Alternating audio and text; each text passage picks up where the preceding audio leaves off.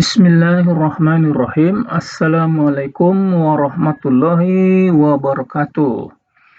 Selamat pagi Indonesia, selamat pagi para siswa, selamat datang di kelas pembelajar. Tempatnya orang-orang membina akhlakul karimah. Terima kasih atas kehadirannya, mudah-mudahan hari esok lebih baik dari hari ini.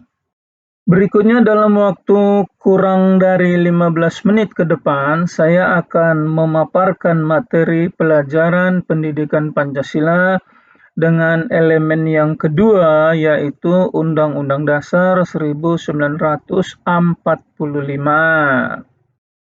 Sebelum kita memulainya, marilah kita sama-sama berdoa agar kita semua dalam lindungan Allah Subhanahu wa Ta'ala, Tuhan yang Maha Esa. Semoga pertemuan kita kali ini mendapat ridho, bermanfaat, membawa kebaikan, dan menambah pemahaman serta ilmu pengetahuan. Amin ya Rabbal Alamin. Sebagai pembuka kalimat, saya akan memberikan sedikit kata-kata bijak. Kegagalan terbesar kita sebagai manusia adalah ketika kita berhenti untuk belajar. Baiklah, untuk tidak memperpanjang waktu, kita langsung saja ke slide yang berikutnya, yaitu slide judul kecil. Ya, judul kecil kita adalah pengertian hak dan kewajiban warga negara dalam Undang-Undang Dasar Negara Republik Indonesia tahun 1945. Namun pada pemaparan kali ini kita belum menguraikan pengertian hak dan kewajiban warga negara ya. Kita masih menguraikan pengertian hak dan kewajiban secara umum. Baiklah, langsung saja kita masuk ke slide yang berikut. Nah, pada slide ini kita lihat ya definisi hak dan kewajiban secara umum. Ini pengertian atau definisi hak yang paling umum, itu ada yang sebelah kiri ini, yaitu hak adalah kuasa untuk menerima atau melakukan sesuatu yang semestinya.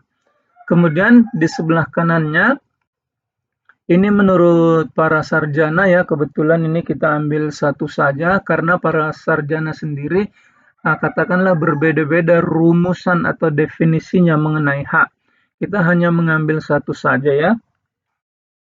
Menurut sarjana Notonegoro, hak adalah kekuasaan untuk menerima atau melakukan sesuatu yang semestinya diterima atau dilakukan oleh pihak tertentu. Kemudian kita lihat dulu kesimpulan kira-kira apa yang bisa kita tarik dari definisi sederhana tentang hak ini. Dari beberapa keterangan yang kita peroleh, kita bisa ambil kesimpulan kita ya. Hak itu sebenarnya adalah kewenangan ya, atau kekuasaan seperti yang dikatakan para sarjana tadi, yang dimiliki seseorang atau sekelompok orang, bahkan oleh suatu lembaga atau organisasi untuk melakukan, memiliki, atau menuntut sesuatu yang diakui dan dilindungi oleh hukum, oleh norma, dan oleh moral. Salah satu contoh hak adalah hak hidup, yaitu hak yang melekat pada sesuatu pihak untuk hidup dan berkembang dan tidak boleh dibunuh secara semena-mena. Kemudian, salah satu contoh jenis hak yang melekat pada manusia, itulah yang kita sebut dengan hak asasi manusia, yang biasa kita singkat dengan HAM. Apa itu hak asasi manusia?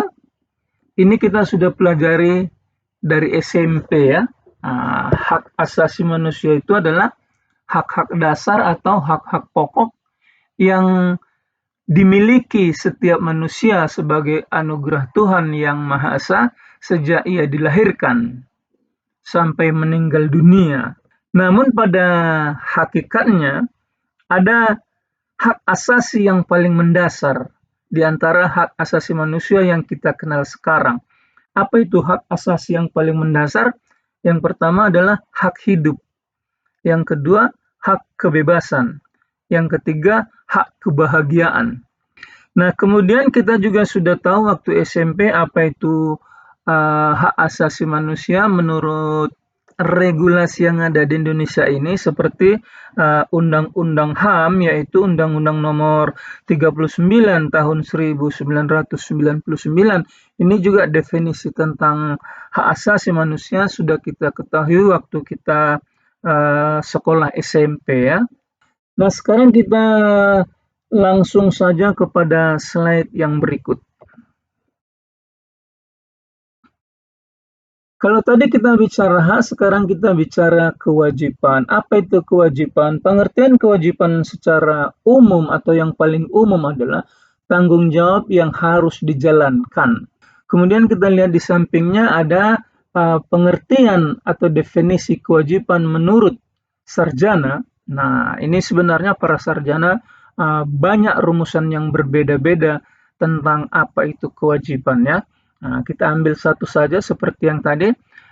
Kewajiban menurut sarjana Notonegoro adalah segala sesuatu beban yang harus dipenuhi untuk memberikan atau melakukan sesuatu yang semestinya diberikan oleh pihak tertentu.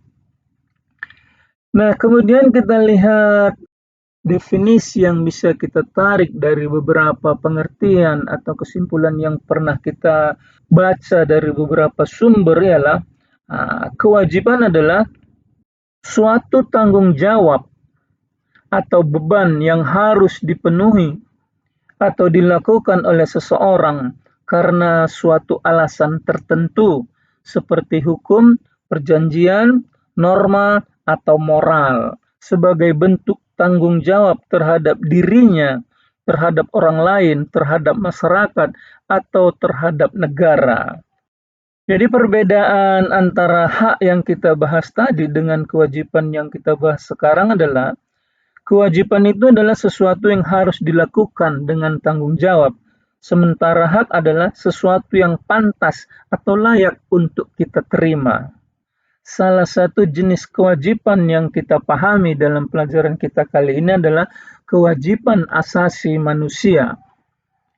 Apa yang dimaksud dengan kewajiban asasi manusia adalah segala sesuatu yang harus dilaksanakan dengan penuh tanggung jawab. Kewajiban asasi manusia adalah tanggung jawab dasar yang harus dipenuhi oleh setiap individu untuk menjamin bahwa hak asasi manusia orang lain juga dihormati dan dilindungi. Artinya, meskipun setiap orang memiliki hak asasi, mereka juga memiliki kewajiban asasi, yaitu untuk misalnya apa? Tidak melanggar hak asasi orang lain, begitu. Apa contoh kewajiban asasi manusia? Yang pertama apa misalnya? Menghormati kebebasan beragama orang lain. Meskipun kita punya hak untuk beragama, tapi kita punya kewajiban juga untuk menghormati keyakinan atau agama orang lain, walaupun sekiranya berbeda dengan agama yang kita anut. Nah, di Indonesia ini kewajiban asasi manusia juga dianggap sebagai pemberian Tuhan yang Maha Esa, begitu ya. Ini bisa kita lihat dari Undang-Undang Dasar 1945 pasal 28J ayat 1-nya ya. Setiap orang wajib menghormati hak asasi orang lain dalam tertib kehidupan bermasyarakat, berbangsa, dan bernegara. Nah, ini menunjukkan bahwa hak itu tidak berdiri sendiri. Kewajiban juga melekat pada setiap orang. Lalu bagaimana hubungan antara hak dan kewajiban? Mari kita lihat pada slide yang berikutnya. Nah, pada slide ini kita lihat keterkaitan atau hubungan antara hak dan kewajiban. Secara paling umum, keterkaitan antara hak dan kewajiban adalah hak dan kewajiban saling terkait dan tidak dapat dipisahkan. Bagaimana bentuknya? Bisa kita lihat pada kotak yang berikut ya. Misalnya, keterkaitan antara hak dan kewajiban, ada hubungan sebab akibat atau hubungan timbal balik atau hubungan kausalitas. Begitu juga dengan keterkaitan antara hak dan kewajiban asasi seseorang dengan hak asasi orang lain ya. Hak asasi seseorang dibatasi oleh kewajiban untuk menghormati hak orang lain. Jadi kesimpulannya atau katakanlah hubungannya, bagaimana hubungan atau keterkaitan antara hak dan kewajiban, seperti kita katakan hak dan kewajiban asasi manusia tidak bisa dipisahkan. Hak asasi seseorang dibatasi oleh kewajiban untuk menghormati orang lain. Batas hak asasi manusia seseorang adalah hak asasi manusia orang lain. Nah, contohnya, seseorang punya hak untuk menyuarakan pendapat, tetapi dia juga tidak boleh menyebarkan kebencian atau berita hoak atau berita bohong, karena itu melanggar hak orang lain atas rasa aman dan kebenaran serta keadilan. Contoh yang kedua adalah setiap warga negara memiliki hak atas pendidikan, tetapi juga memiliki kewajiban untuk menghormati guru dan mentaati tata tertib sekolah di mana lembaga dia menimba ilmu. Apabila seseorang melakukan kewajibannya berupa katakanlah menunaikan suatu pekerjaan, maka pada akhir bulan dia akan menerima haknya berupa gaji, berupa tunjangan, berupa honor, berupa insentif, dan semacamnya. Jadi hubungan antara hak dan kewajiban itu adalah hubungan kausalitas yang tidak bisa dipisahkan satu dengan yang lain. Untuk slide ini saya kira demikian saja, kita langsung pada slide yang berikut.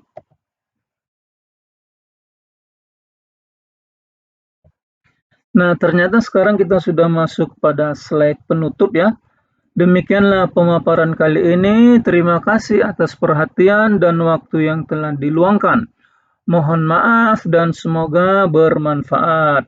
Mari kita sama-sama mewujudkan perubahan positif dari apa yang telah kita bahas pada pagi hari ini. Sampai jumpa di lain kesempatan. Jangan lupa tetap semangat dan tetap jaga kesehatan. Dan akhirul kata bijak, berburu ke padang datar, dapat rusa si belang kaki. Berguru kepalang ajar, bagai bunga kembang tak jadi. Saya tutup dengan salam. Assalamualaikum warahmatullahi wabarakatuh.